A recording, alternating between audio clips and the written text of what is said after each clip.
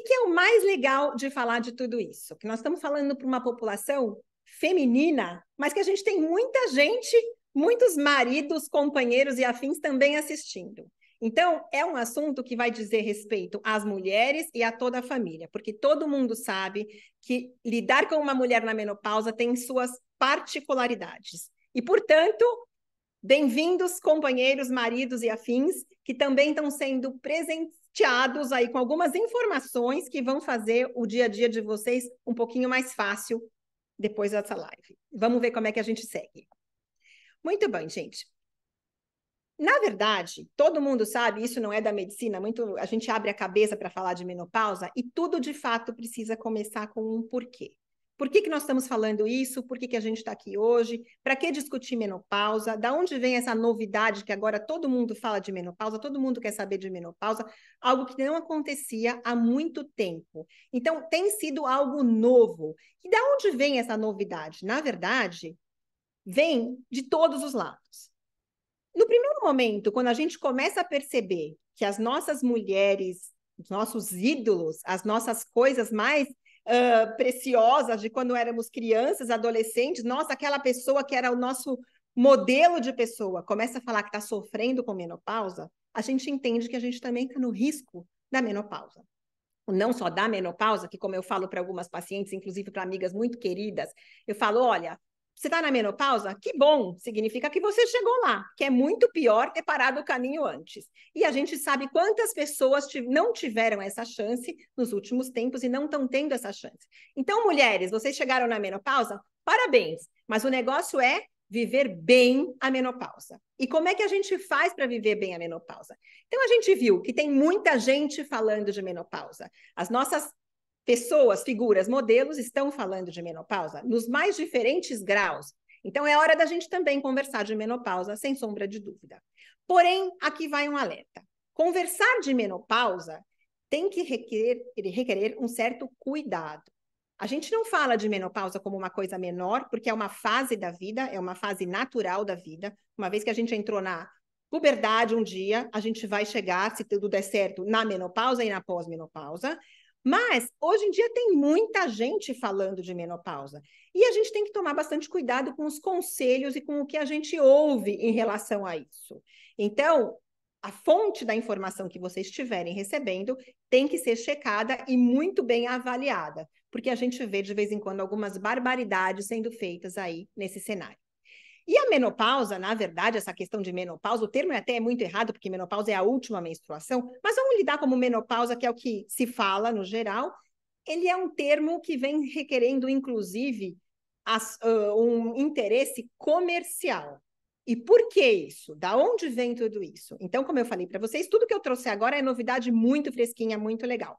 Mas, fundamentalmente, porque percebeu-se que não tratar e não cuidar da menopausa causa prejuízo financeiro, causa prejuízo econômico. Então, vocês veem um primeiro trabalho que foi publicado este ano, trazido lá no Congresso, onde mostra-se que a perda anual aqui nos Estados Unidos, com as mulheres que estão sofrendo com a menopausa e que não estão sendo adequadamente tratadas, gira em torno de 1,8 bilhão de dólares por ano.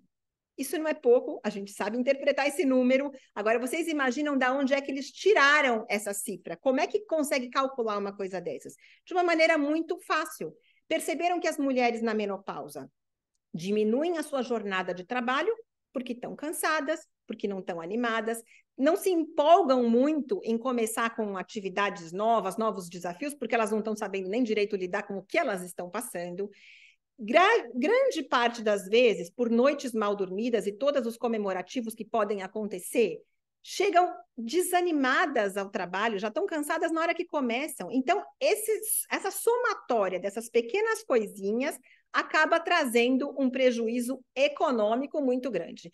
E quando começa a ter prejuízo econômico, começa a haver uma questão de interesse em, poxa, se o problema é esse, então vamos tratar. E é isso que eles conseguiram começar a tentar fazer para nossa sorte.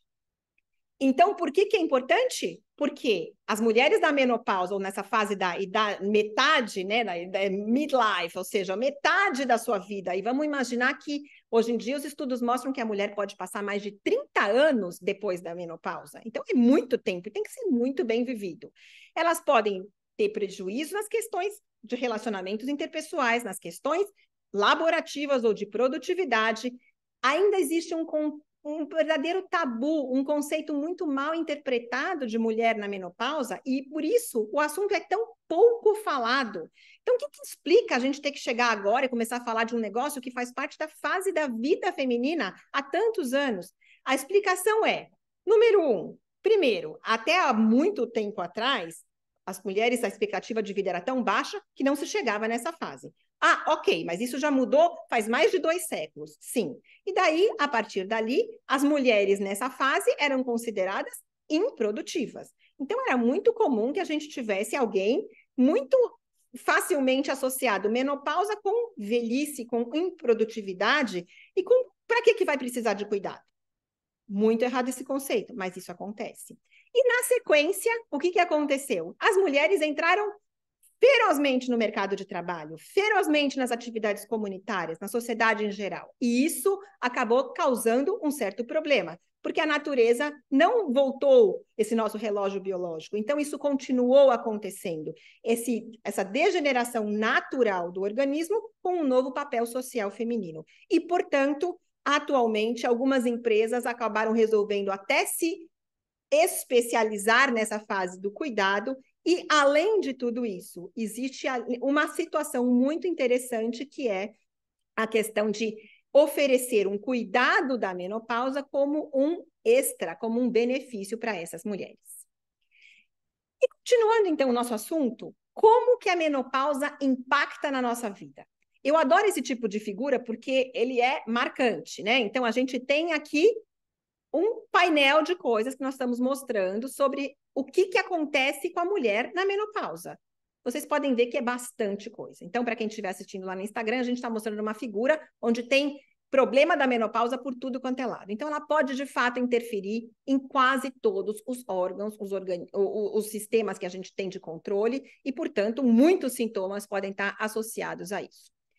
Claramente, os sintomas mais normais da menopausa, todas as mulheres já estão cansadas de saber. Então, que você pode ter onda de calor, irritabilidade, ansiedade, depressão, diminuição de libido ou desejo sexual, problemas de cognição, lapso de memória, fadiga, noites mal dormidas, insônia, sono entrecortado, aumento de peso, secura vaginal, tudo isso já está muito conhecido. Mas o problema é que a lista dos sintomas não para de crescer. Então, atualmente, nós já temos mais de 25 sintomas reconhecidos pela ciência como diretamente relacionados com essa questão da menopausa. Mas por quê? Porque a menopausa causa um prejuízo, um déficit hormonal importante que impacta, sim, muitos dos nossos sistemas e dos nossos aparelhos. E, portanto, merecem ser adequadamente vivenciados, olhados, tratados e assim por diante. Então, vocês estão vendo aqui, dentre todos aqueles que a gente já conversou, muito bem relacionado hoje em dia às dores articulares, às dores musculares, o edema, o inchaço da região abdominal, além de outros problemas, ansiedade e depressão com oscilações súbitas, problemas em relação à parte de unhas, cabelo, tudo isso que a gente já sabe muito bem, mas a gente já está relacionado, sim, e comparado com a menopausa. Muito bom. E, portanto, se a gente está trazendo uma enxurrada de problemas, a gente tem que começar a tentar trazer algum tipo de solução, né? E o que aconteceu de novidade, que foi o que eu prometi para vocês para hoje?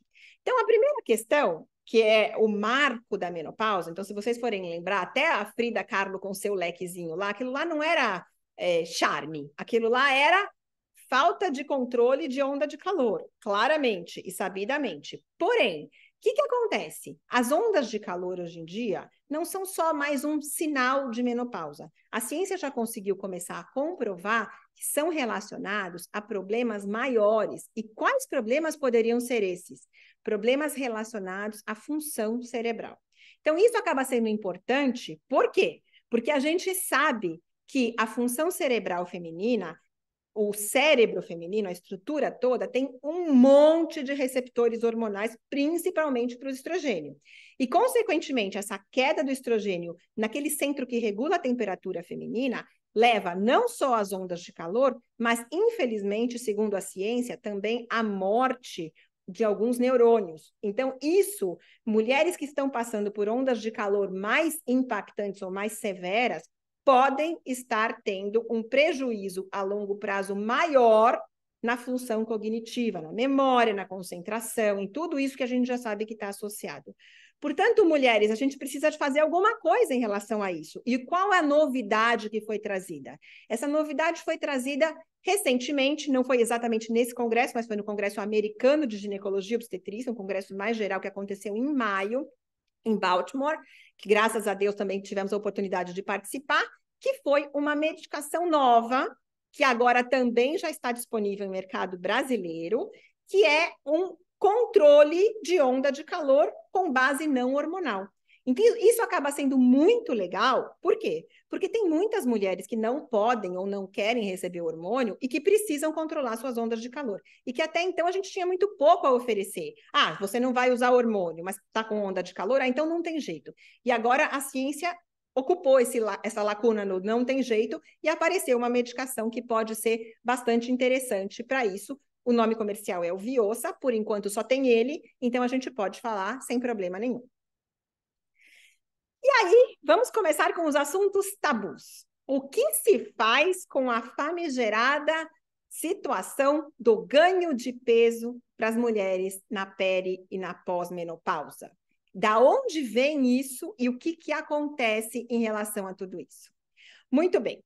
Primeiro, eu preciso trazer a má notícia para vocês, que é fato, sim, que a mulher ganha peso no período da peri e da pós-menopausa. Ah, mas isso não é novidade nenhuma. Não, não é novidade nenhuma. Mas, por enquanto, até então, a gente achava que, mas teoricamente isso aí é porque não tem uma coisa muito, não está sendo um cuidado adequado com saúde, assim por diante e tal, e de repente não é relacionado aos hormônios. É relacionado aos hormônios. E o que se fala a respeito? Então, esse gráfico também foi trazido diretamente lá da palestra, uma palestra maravilhosa dessa pesquisadora, que eu vou mostrar bastante material para vocês, onde se mostra que 70% das mulheres vão ter algum grau de ganho de peso nessa fase. Então, vocês veem que na primeira fileirinha lá em cima, só para passar para sobrepeso, a gente já tem 25% das mulheres, uma em cada 4. Obesidade, que significa um índice de massa corpórea acima de 30, para as mulheres que se queixam desses 70%, a gente já pode ter 2 em cada 5.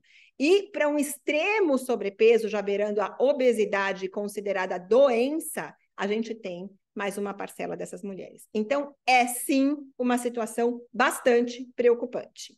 E da onde vem tudo isso? O que podemos trazer de conhecimento em relação a tudo isso? Infelizmente, vem da falta de estrogênio. Então, como vocês podem ver, quem estiver acompanhando aqui com a gente no webinar consegue ver a imagem que a falta do estrogênio, lá em cima mostrada para vocês, tem um impacto direto no acúmulo de gordura visceral.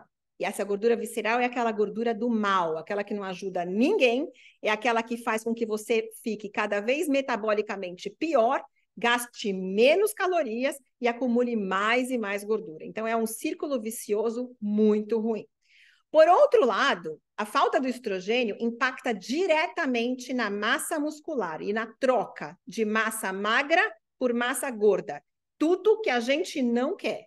E, consequentemente, esse músculo mais fraco, trabalhando menos e tudo mais, deixa com que a pessoa tenha menos energia para fazer atividade física e para gastar aquela energia acumulada.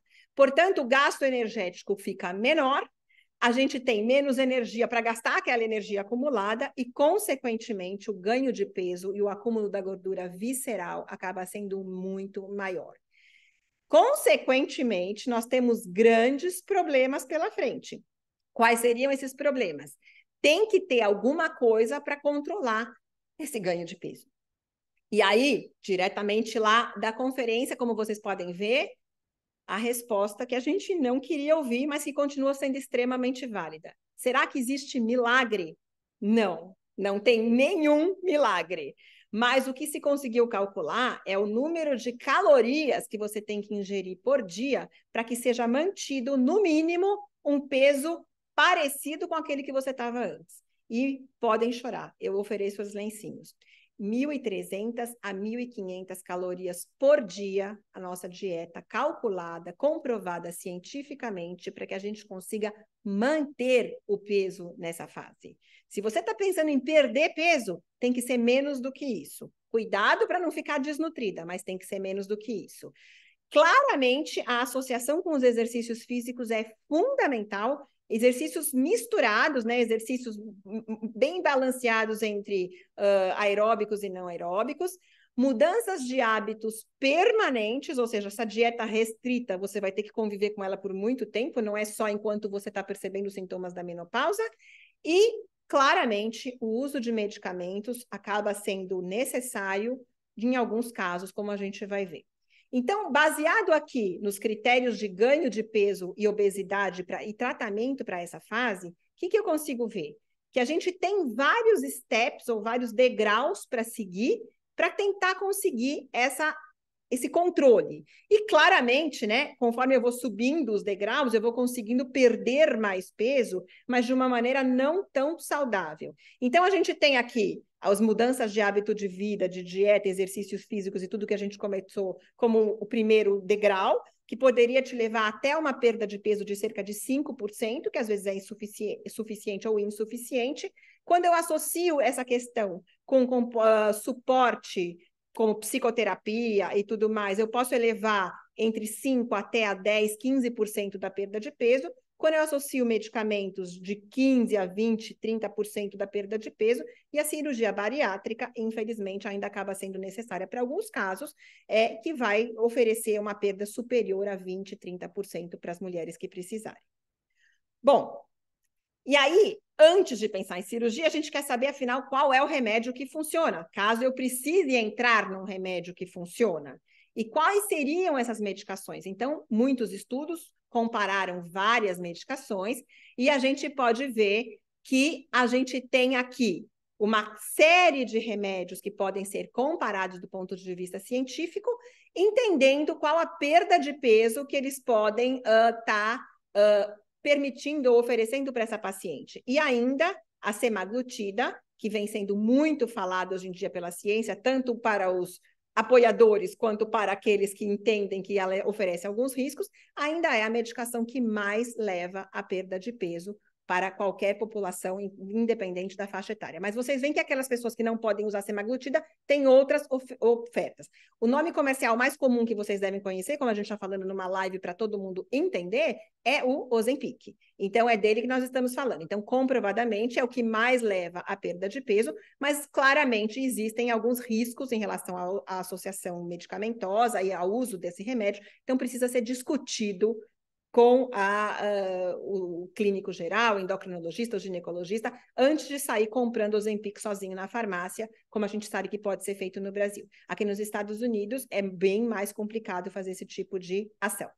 Bom, então, a semaglutida, quando eu estou chegando em medicação, agora, de acordo com os conhecimentos 2023 fresquíssimos para vocês, é ainda a primeira linha terapêutica. Porém, tem um outro grande problema. Está comprovadíssimo que, uma vez que a gente para esse tipo de medicação, a gente tem um reganho de peso ou chance para reganho de peso. Vocês podem ver no gráfico que eu estou mostrando aqui para vocês, que não tem muito jeito. Por quê? Porque é como se o organismo estivesse, entre aspas, acostumado com a medicação. E aí você vai falar, então eu vou ter que ficar pendurado na medicação para sempre? A resposta é um pouco frustrante, porque ainda a ciência fala, não se sabe. Não sabemos se precisa ficar para sempre pendurado no medicamento, mas talvez por algum tempo, enquanto você se ajusta em relação às questões gerais, isso pode ser necessário. E, por fim, claramente, se eu for perguntar qual que é o tratamento definitivo para essa questão, o tratamento definitivo seria, de acordo com os estudos mais recentes ainda, para uma obesidade já considerada muito patológica ou mórbida, a cirurgia bariátrica. Então, o que a ciência traz hoje em dia para a gente? Traz que Pode ser e deve ser incentivado todas as mudanças naturais e mais adequadas para o hábito de vida, porque a gente consegue levar e promover a saúde por muito mais tempo. Quando eu preciso de remédio, ele deve ser instituído, porque a obesidade é uma doença, não é só uma questão estética, que impacta na estética, mas também em um aumento enorme de outros riscos, inclusive cardiovasculares e oncológicos. E que quando a medicação não é suficiente, a cirurgia bariátrica deve e pode ser considerada para o benefício de promoção de saúde. Bem, pessoal, saindo um pouco então agora dessa questão de ganho de peso, vamos falar um pouquinho de menopausa e osteoporose. Osteoporose fazia um tempo que não estava tão assim na moda, e agora por quê? Porque não tinha muito nada de novo para falar, as medicações eram as mesmas, tudo era bastante tempo falado do mesmo jeito, porém, agora vieram novidades. Então, voltou-se a se colocar osteoporose no radar aí de todo mundo. E o que se fala de osteoporose? Então, primeiro é o conceito, vocês veem aqui, quem estiver acompanhando no webinar, que tem muita coisa envolvida na saúde do osso. Então, não só a estrutura do osso, a genética, a matriz de colágeno, de elastina, todos o preparo que você e o cuidado que você teve com esse osso durante toda a sua vida, isso vai acabar sendo refletido nessa questão dessa época agora, da pós-menopausa principalmente. Então, as questões de osteoporose, elas são ligadas um pouquinho mais para frente. É quando o osso já está reclamando da falta de hormônio por algum tempo. E o que eu preciso fazer? Então, primeiro eu preciso, de acordo com a ciência mais atual, eu tenho que olhar a paciente como um todo, estratificar os riscos, e vai depender de genética, de hábitos de vida, do peso da paciente, se ingere ou não derivados lácteos, e assim por diante, uma série de coisas, e daí ela vai ser colocada num screening, num gráfico de risco, e de acordo com esse risco vai ser proposto um tratamento. E esse tratamento vai ser individualizado. Então, para aquelas pacientes ou para aquelas mulheres que têm um alto risco familiar, um monte de casos na família de osteopenia, osteoporose, que já sabe que tem um osso que sofreu um pouquinho, que usou medicações que impactam no osso, como supressores hormonais, corticoide, já tiveram outros problemas relacionados à massa óssea, claramente o risco e o olhar tem que ser mais cuidadoso. E qual que é a novidade, ou quais são as novidades nesse momento? Então, o que a gente tem? Os medicamentos antigos, que ainda estão sendo prescritos e muito seguros para uso a longo prazo, e vocês talvez conheçam algumas dessas marcas que foram colocadas lá para vocês. E agora, a novidade é que surgiram medicamentos que formam ou permitem a formação óssea, que a gente não tinha. Era um conceito mais ou menos assim, antigamente. O pico de massa óssea é atingido até mais ou menos os 35 anos de idade. A partir dali, um abraço. Vai perder osso continuamente e não tem o que fazer. E agora a ciência encontrou alguma coisa para ser feita. Claramente, para casos muito específicos, em situações peculiares, e isso não é uma coisa que você vai decidir, então eu vou tomar um formador de osso, mas já não é mais o caso da gente resolver que não tem mais o que se fazer. Então, para quem estiver passando por uma situação como essa, vale a pena discutir se tem espaço para usar uma medicação nova que se forma osso. Então, isso é uma novidade bastante recente. E o que se faz em relação ao acompanhamento de osteoporose durante a vida feminina? Muito pode ser feito, inclusive medicações não farmacológicas ou medidas não farmacológicas, ali na esquerda, para quem estiver aqui acompanhando, que seriam as pacientes de mais baixo risco em qualquer idade. Isso significa repor vitamina D ou deixar a vitamina D num nível adequado, usar uma ingesta adequada de cálcio para aquelas que não usarem, repor por via oral, se for o caso, de acordo com a orientação médica do profissional da saúde, exercícios físicos com algum grau de impacto e assim por diante.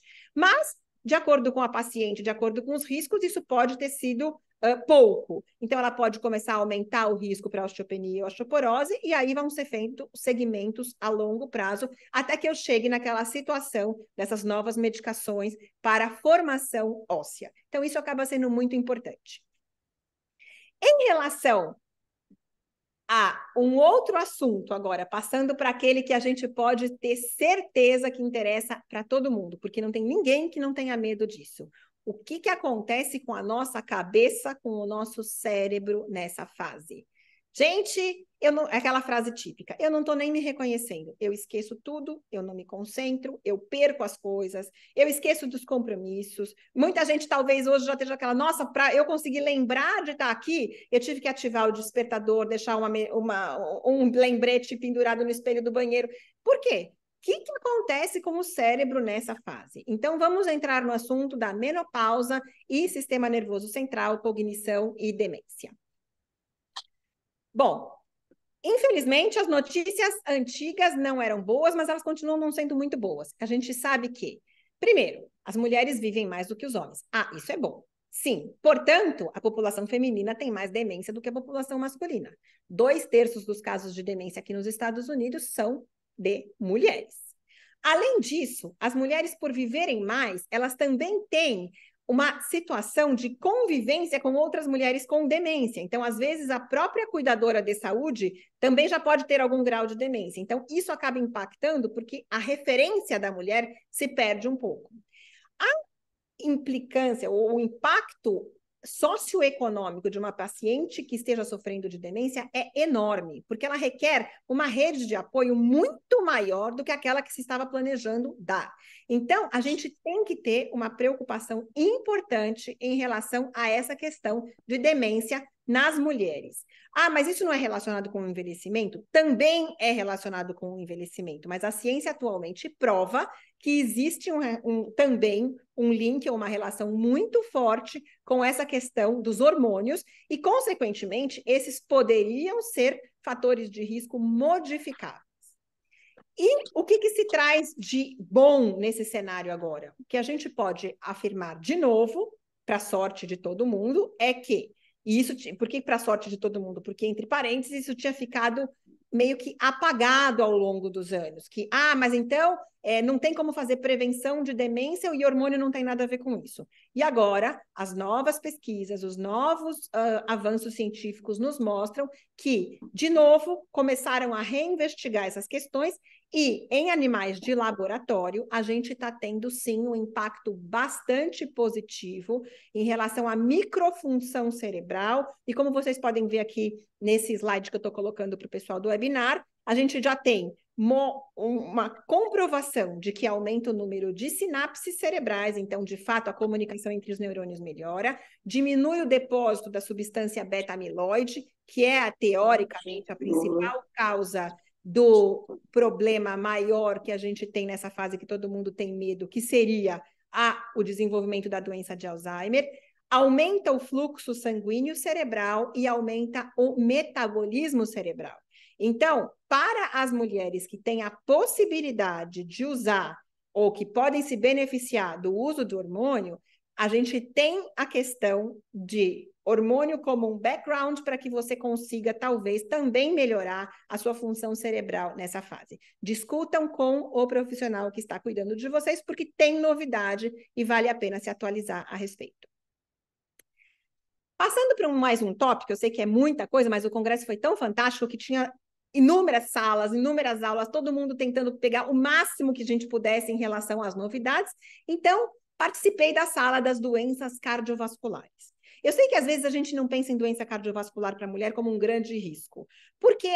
Porque isso aí na minha família não tem caso, porque imagina, porque isso, porque aquilo, mas conceitos errados, pessoal. Doença cardiovascular e menopausa tem uma associação extremamente grave e importante. Lembrando que, número 1, as mulheres vão viver mais do que 1/3 de suas vidas na pós-menopausa. Número 2, depois da menopausa, pela falta do estrogênio, o nosso risco cardiovascular praticamente se iguala à população masculina. E número 3, a principal causa de mortalidade entre as mulheres são as doenças cardiovasculares. Portanto, não tem a menor condição da gente não pensar em doenças cardiovasculares para as mulheres. E o que a ciência diz, ou o que os conceitos mais atuais falam em relação a tudo isso? Primeira questão, sabidamente, o risco cardiovascular aumenta muito com o envelhecimento, mas o marco da menopausa nessa questão, ele é muito significativo. Então, diferente dos homens, onde a gente vai tendo um aumento, um incremento desse risco suave e ano a ano, as mulheres você vinham com um risco baixo e, de repente, o negócio dá um salto. E o que explica tudo isso? A falta dos hormônios nessa fase. O risco cardiovascular aumentado nos traz uma série de problemas. Então, a gente se iguala à população masculina e, portanto, isso passa a ser uma preocupação de saúde global. Então, o ginecologista, o clínico geral, o médico primário, o PCP aqui nos Estados Unidos, precisam avaliar anualmente o risco cardiovascular dessa paciente, até para decidir o que se faz em relação a cuidado a longo prazo. E o que a gente tem aqui? A gente já tem aqui os riscos mais importantes do ponto de vista cardiovascular em geral.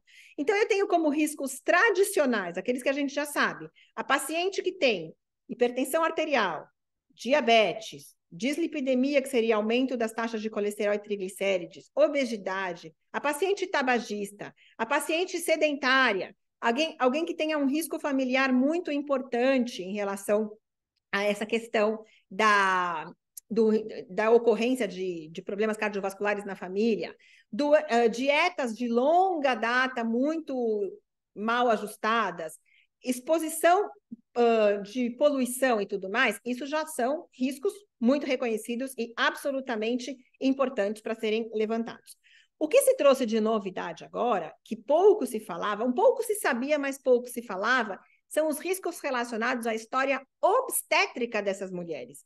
Então, atenção para aquelas que tiveram problemas de pressão alta na gravidez, diabetes gestacional, uma hipertensão que não foi tão considerável assim, mas que lá naquele finalzinho deu aquela inchadinha, aquela subidinha na pressão. As pacientes que tiveram uma história obstétrica ruim, com perdas gestacionais, abortos de repetição, partos prematuros, bebês pequenos para a idade gestacional. E da onde que trouxeram esses conceitos? Finalmente, a gente conseguiu provar, ou a ciência conseguiu provar, que isso tudo estava relacionado também a um problema na circulação da placenta. E esse problema na circulação da placenta já podia traduzir, a longo prazo, um problema da microvascularização geral do organismo. Consequentemente, isso seria realçado na maturidade ou na fase pós-menopausa como um problema e um risco cardiovascular aumentado. Então, com isso, a gente hoje em dia valoriza muito mais o passado obstétrico dessas pacientes do que era feito até há pouco tempo.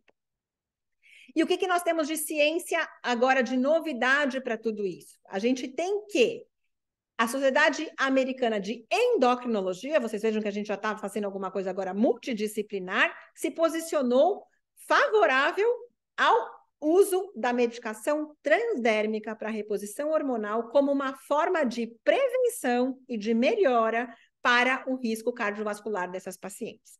Então, isso é muito legal, porque a gente consegue fazer um apoio ou uma abordagem geral da saúde da paciente com pouca ou, na verdade, nenhuma briga com o endocrinologista. O que vocês sabem que, às vezes, acontecia muito. O ginecologista ia lá, prescrevia uma coisa, o endócrino ia lá, mudava a prescrição, ninguém se entendia, a paciente ficava completamente perdida. Agora, a gente conseguiu avançar nisso e saiu um consenso. Quem tem risco cardiovascular aumentado pode e deve pensar na possibilidade de uma reposição hormonal transdérmica, quer seja por adesivo, quer seja por pomada, por creme, por gel, a forma que for melhor para a paciente, depois de uma avaliação adequada da saúde em geral, com prescrição médica, obviamente, e com um cuidado bastante específico. Isso acaba sendo, de fato, muito, muito legal.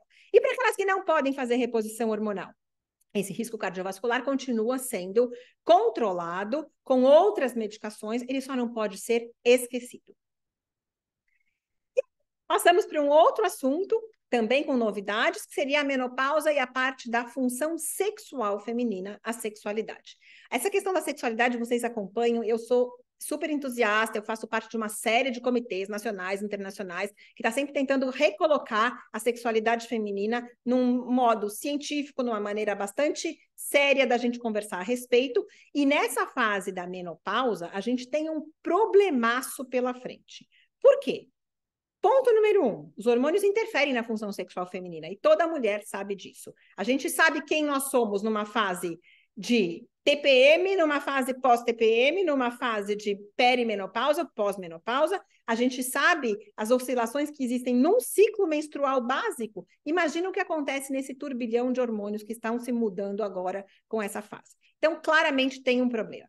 Segundo problema, a maior queixa nessa fase, todo mundo também já sabe, que é a falta de desejo sexual. Então, não foi com isso que o Congresso se preocupou, porque isso já está muito estabelecido, e depois, para as interessadas, a gente pode fazer uma live só disso. Menopausa e falta de desejo sexual, que tem assunto para uma noite inteira, e muita coisa legal para ser feita.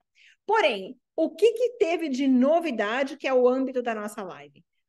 A questão do orgasmo feminino nessa fase.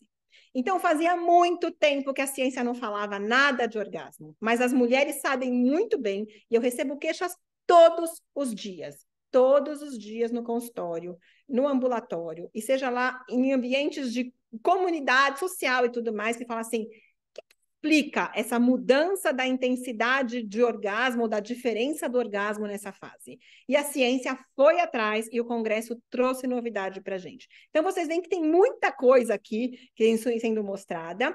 E a primeira pergunta é, mas afinal, o que precisa para ter um orgasmo ou para melhorar a qualidade do orgasmo? E aí, tudo isso já era bastante conhecido de todo mundo, que eu preciso ter. Primeiro, o desejo sexual. Ah, ok, mas a gente não vai falar disso agora, mas ele tem que estar presente. Segundo, o estímulo à excitação. Uma vez que tem o orgasmo, o corpo precisa responder. Então, existe essa fase da excitação que tem que estar presente. Terceiro, tem que ter fluxo sanguíneo para a região cerebral responder e para a região vulvovaginal responder. Isso é extremamente importante. E o estrogênio tem um papel fundamental em tudo isso, porque ele é considerado um vasodilatador. Então, ele aumenta a espessura dos vasos, fazendo com que chegue mais sangue e mais oxigênio. E, consequentemente, que o tecido responda melhor. E, fora tudo isso, eu tenho que ter um ambiente favorável, uma parceria adequada e assim por diante. E aí veio a segunda pergunta que a ciência estava tentando responder há muito tempo. Mas, afinal das contas, será que existem tipos diferentes de orgasmo? Por que a mulher nessa fase acha ou percebe que o orgasmo mudou de intensidade, de tipo, de queixa e assim por diante? E o que se responde? Não é exatamente que existem tipos diferentes de orgasmo, mas existe um tipo diferente de estímulo do sistema nervoso central, do estímulo que chega da região urogenital no cérebro. E isso pode explicar um pouco essas diferenças. Então, como vocês estão vendo aqui, o que a gente tem? Existe um estímulo que é o dito primário, que seria aquele mais importante e que leva a sensações mais intensas, que é o estímulo ligado diretamente à manipulação ou ao estímulo do clitóris feminino. Por quê? Porque esse estímulo passa direto pela medula espinal e chega no cérebro. E existe um estímulo alternativo, que é o chamado estímulo vaginal e cervical, que passa pelo nervo vago, que é o do sistema nervoso parasimpático, e que, consequentemente, ele é levado por uma série de nervinhos menores. Então, no clitóris, existe uma questão que é muito mais concentrada. E no resto, nas paredes vaginais, no colo uterino, em tudo isso, esses estímulos, esses nervinhos que levam a mensagem lá para o cérebro, eles estão mais espalhados. E, consequentemente, as sensações podem ser diferentes. O que se traz em relação a causas para essas mudanças todas? Então, a gente já falou, tem diminuição da situação da oxigenação, os vasos sanguíneos podem não estar funcionando tão bem, o sistema nervoso pode não estar levando a mensagem tão adequadamente, mas isso não é tudo, porque nessa fase muitas das mulheres também estão mostrando ou estão apresentando uma questão importantíssima, que é trazida, como vocês podem imaginar, pela situação geral de saúde. Então, muitos outros remédios ou medicamentos podem estar sendo utilizados com outras funções para regular outras questões de saúde com um impacto negativo na questão sexual feminina. Principalmente, o carro-chefe para tudo isso seriam os inibidores de recaptação de serotonina, que grande parte das mulheres acaba usando por um período curto ou maior, que seriam uma classe dos antidepressivos, principalmente a fluoxetina, paroxetina, assim por diante. Outros antidepressivos, como a sertralina, podem também ter um impacto, e alguns com um impacto um pouquinho menor, que são os mais modernos. Então, isso acaba sendo importante. Ah, que bom, mas isso é tudo? Não, isso também não é tudo, porque muitas dessas mulheres nessa fase também têm um relacionamento de longa data, que tem um impacto negativo na questão sexual por uma série de esferas, como vocês estão vendo aqui para vocês. Então, o que a gente tem? As esferas do que eu tenho que fazer para melhorar o meu relacionamento individual, eu comigo mesma, o que eu faço para relacionamento interpessoal nessa fase, isso para relacionamentos de longo prazo, que seriam aqueles considerados antigos e caiam sentadas, podem cair, são aqueles que duram mais do que 1 ano, então isso já é um relacionamento antigo. Quem estiver fazendo bodas de prata, bodas de ouro, pode entender que o relacionamento é muito antigo, né? Mas aquelas questões relacionadas também ao ambiente geral em que essa paciente está envolvida, ambiente comunitário. Então, muita coisa tem que ser feita nesse respeito para que melhore essa situação. E, falando do nosso amigo do clitóris, que vem sendo cada vez mais estudado pela ciência, o que a gente tem aqui? Então, eu estou mostrando para todo mundo que estiver podendo assistir a estrutura do clitóris, ela já tem sido melhor conhecida pelas mulheres. Então, a gente tem uma partezinha externa muito pequenininha na vulva, que está sendo mostrada aqui para vocês nesse quadradinho, que é a parte, de fato, que concentra o maior número de receptores e, consequentemente, essa partezinha, ela é aquela responsável por levar aquele 1 milhão de impulsos para o cérebro, e é aí que deve ser estimulado na paciente que estiver tendo algum problema de orgasmo, porque essa parte ainda tem mais receptores hormonais. E o que acontece? A gente tem a parte do capuz do clitóris, que é essa pelezinha que parece uma mucosa, que recobre o clitóris e que, infelizmente, nessa fase, ela tem uma mania muito ruim de tampar o clitóris, diminuindo as sensações, os estímulos por aí. Vocês podem perceber que a vulva, nessa fase, percebe e passa por muitas mudanças. Muitas mulheres percebem que os grandes lábios se retraem, ou, entre aspas, diminuem, mas não é o que está acontecendo, é que o tecido debaixo deles, que é rico em receptores hormonais, fica mais murchinho, os pequenos lábios ficam mais proeminentes, e esse capuz do clitóris também pode ficar mais proeminente, tampando ali a estrutura e diminuindo as sensações nervosas. E, além de tudo isso, a gente tem aqui na lateral do clitóris, na verdade, são os corpos do clitóris que vão entrar ali na intimidade dos pequenos lábios femininos e mergulham na vulva, que também levam boa parte dos estímulos para a região cerebral. Muito bom. E o que se faz, então? Então, infelizmente, eu estava em busca lá, ansiosa para ver se vinha a medicação para resolver. Não veio. Não veio, mas eles estimularam outras coisas, como a reposição hormonal local. Então, isso é uma dica muito legal. Quem for fazer reposição transdérmica pode também usar uma parte dessa reposição nessa região vulvovaginal ou clitoriana, que pode ter uma resposta interessante. Muitas outras substâncias podem estar sendo utilizadas, como vocês estão vendo aqui.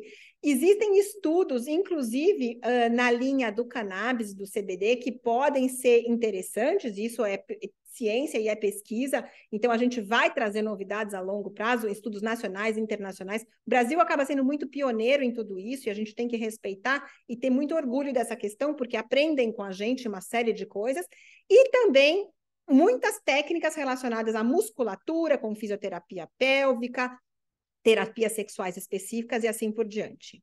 Mas as 3 coisas são importantes para que a gente tenha, de fato, ali a melhora do orgasmo nessa fase. Então, o aumento do estímulo, o aumento dos vasos sanguíneos ou da oxigenação local e estimular diversas vias ali do sistema nervoso central.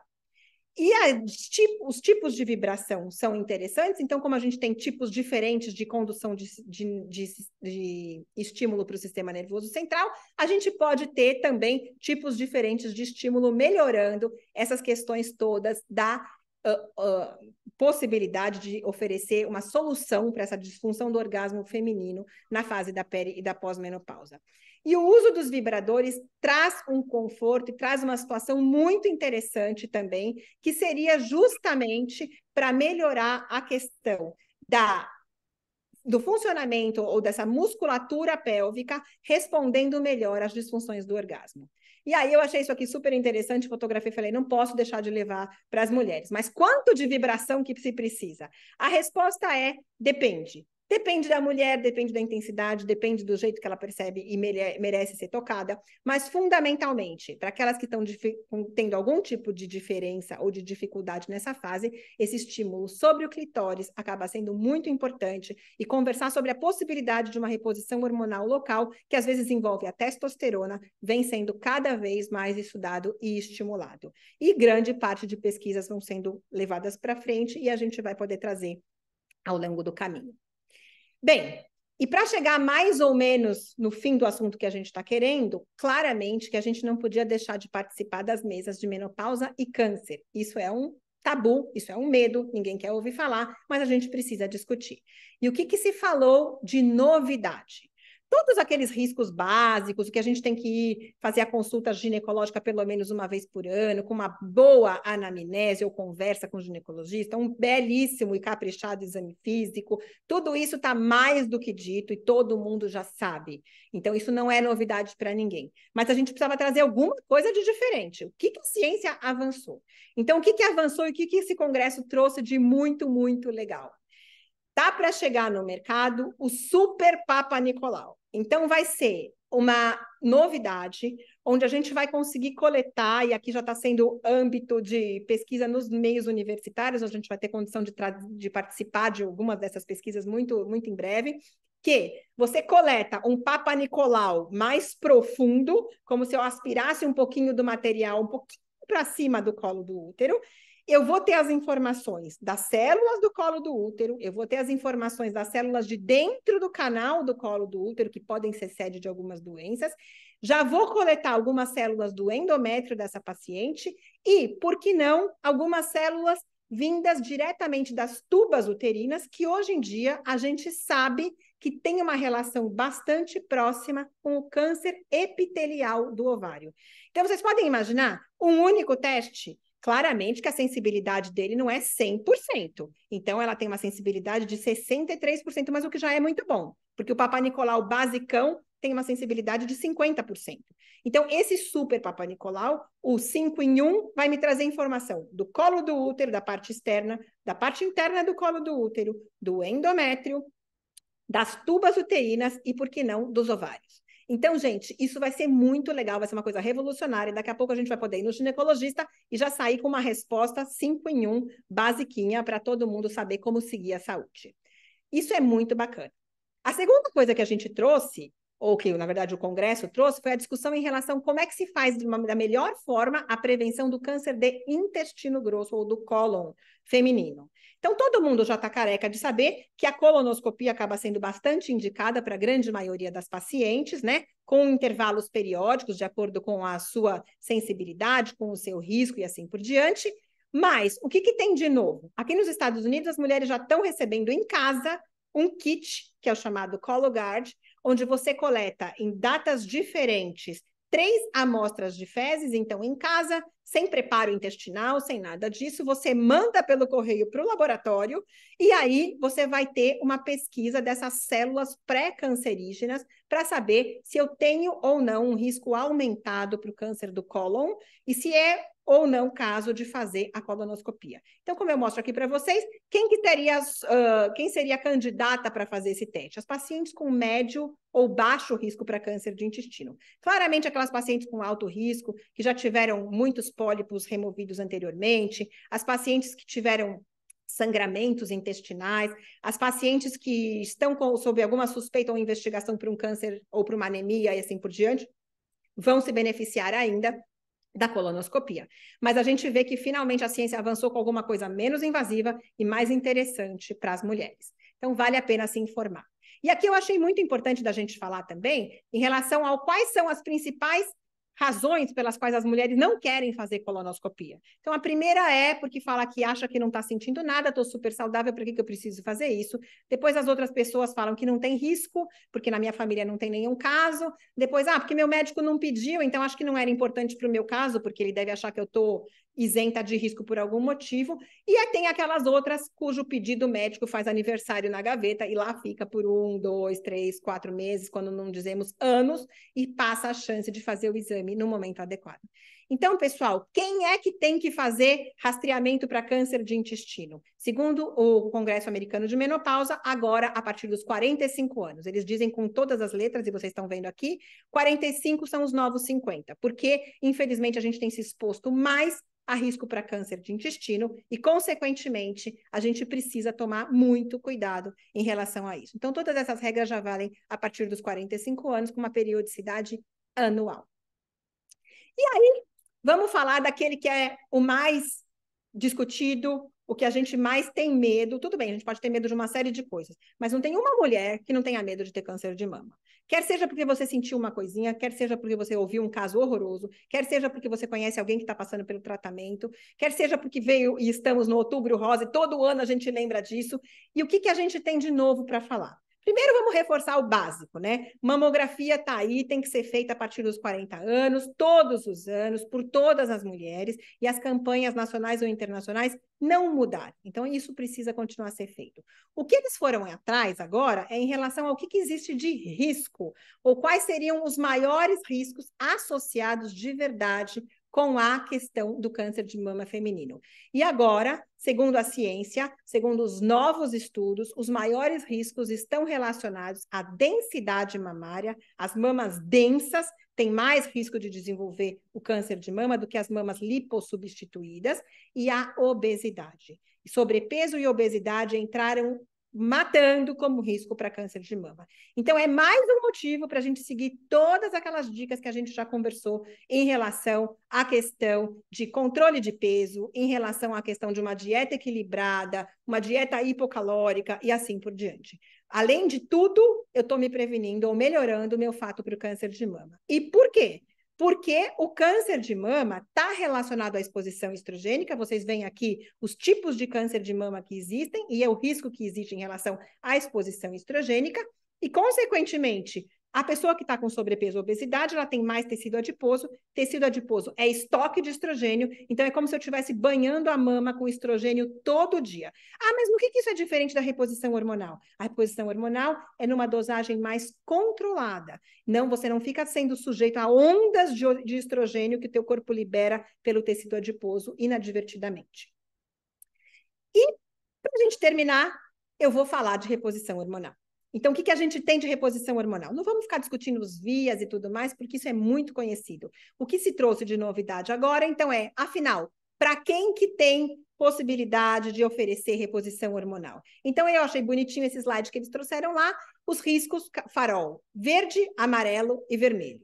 Então, farol verde, mulheres que podem e, se estiverem precisando, devem fazer reposição hormonal. São as mulheres consideradas baixo risco, que estão próximas da menopausa, acabaram de entrar na menopausa, a janela de oportunidade gira em torno de 10 anos, mas mesmo na perimenopausa, se os sintomas forem importantes, você pode e deve fazer, que estão num peso adequado, que têm a pressão arterial adequada, que se exercitam ou são fisicamente ativas, que tenham um risco cardiovascular considerado baixo, menos do que 5% por ano, e com um risco baixo para câncer de mama. Essas, bandeira verde, vão em frente que o hormônio pode ser muito legal.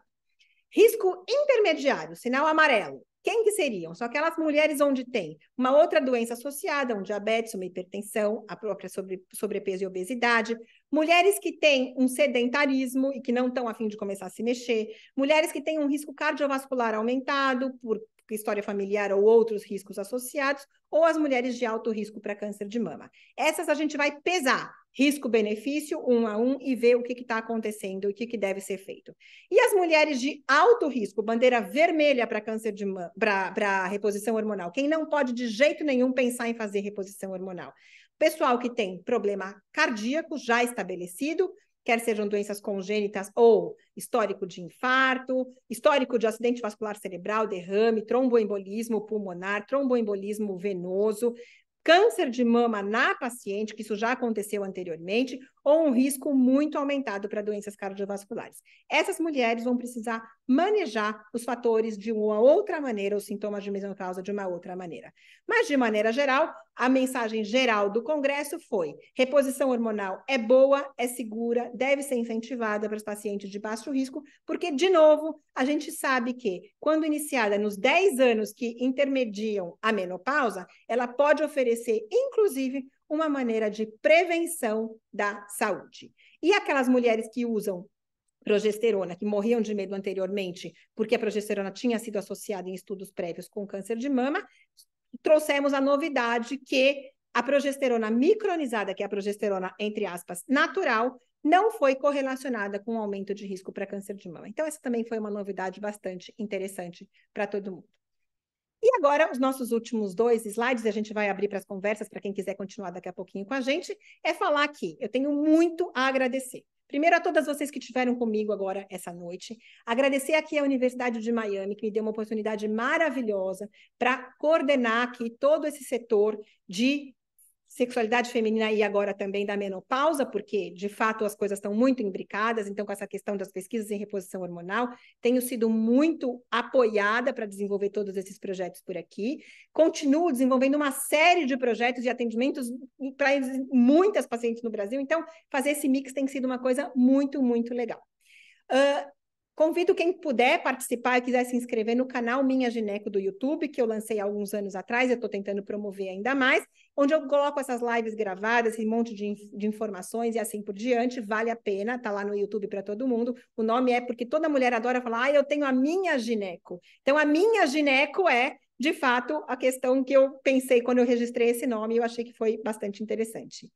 Às vezes a gente tem a oportunidade de aparecer em programas de televisão e tudo mais, sempre com um conceito de promoção de saúde, e eu acho isso super importante. Tenho um agradecimento gigante para a ciência brasileira, para a Faculdade de Medicina da USP, que é a minha casa, onde eu quero estar sempre ligada e volto todas as vezes com o coração aberto, e também a SOGESP, a Sociedade de Ginecologia e Obstetrícia do Estado de São Paulo, e a FEBRASGO, que é a Federação Brasileira de Ginecologia e Obstetrícia, que me dão a oportunidade de estudar muito essa questão hormonal e apresentar para os nossos colegas ginecologistas as novidades, como a gente acabou de fazer agora em agosto, no Congresso em São Paulo, onde foram normatizadas as prescrições de testosterona para as mulheres e para os profissionais brasileiros, principalmente. E agradecer aqui que também a mídia vem ganhando espaço em Miami, então de vez em quando eles convidam e a gente tem uma série de participações que estão aí acontecendo, que podem ser acompanhadas por todos vocês. E para finalizar, não posso deixar de agradecer todo mundo que participou comigo aqui, principalmente na confecção desse webinar. Então, um agradecimento do fundo do meu coração à minha amiga desde os 8 anos de idade, a Renata Centurion. Vocês devem ter percebido que o link para entrar no webinar era dela, que ela me incentivou desde o começo. Falou, vamos lá, faz, vale a pena, você vai ver que vai ser legal. Agora ela está falando que eu vou ficar viciada em fazer isso e que a gente vai fazer outras. Vamos ver, mas o convite foi muito bacana e o apoio que a Renata me deu foi, assim, sensacional para que isso acontecesse. Agradeço a Maria Laura, do Caminho do Encontro, que está sempre comigo e também sempre me dando muito espaço para conversar com as mulheres. Eu sei que tem muita gente aqui hoje que veio por ela. Agradeço a Renata Reia, nutricionista, que também me ajudou a divulgar e está sempre comigo, está comigo no consultório e para quem eu mando as pacientes de boca cheia e tem um sucesso maravilhoso. A gente tem um alinhamento de pensamento muito legal. E também para a equipe da Bhaskara Comunicação, principalmente para a Natália, que me ajudou aí a divulgar, a coordenar, receber vocês e assim por diante. Boa noite para todo mundo, obrigada pela participação aí, pela super audiência em todos, eu vi que o WhatsApp estava bombando também, então aí estou à disposição e vamos continuar. Beijo para todo mundo.